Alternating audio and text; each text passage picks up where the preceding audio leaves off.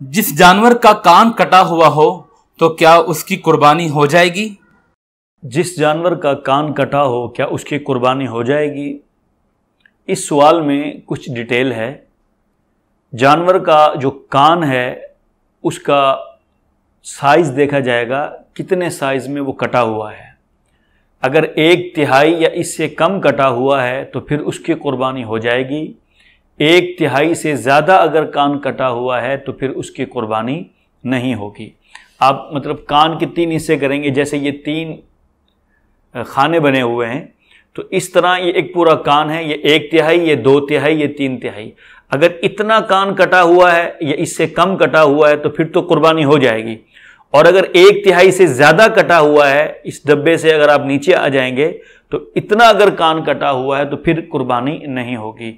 تو جانور کا عیب سے پاک ہونا ضروری ہے۔ اگر تھوڑا عیب ہوگا تو پھر اس میں قربانی ہو تو جائے گی لیکن مکروہ کہلائے گی۔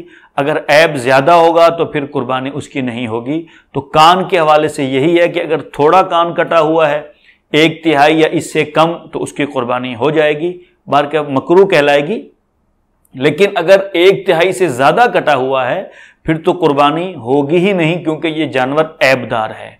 ایک دوسرا مسئلہ یہ کہ بعض جانور ایسے ہوتے ہیں جن کے کان پیدائشی طور پر نہیں ہوتے۔ کسی کا ایک کان پیدائشی طور پر نہیں ہوتا، کسی کے دونوں کان نہیں ہوتے۔ تو پیدائشی طور پر اگر کان نہیں ہے تو پھر یہ جانور میں عیب شمار ہوتا ہے، اور یہ ایسا عیب ہے جس کی وجہ سے قربانی نہیں ہوگی۔ اگر ایک کان نہیں ہے پیدائشی طور پر یا دونوں کان نہیں ہے پیدائشی طور پر تو ایسی صورت میں اس جانور کی قربانی نہیں ہوگی۔ اگر کان کٹا ہوا ہے تو اس کی ڈیٹیل ہم نے آپ کو بتا دی کہ ایک صورت میں ہو جائے گی اور ایک صورت میں نہیں ہوگی۔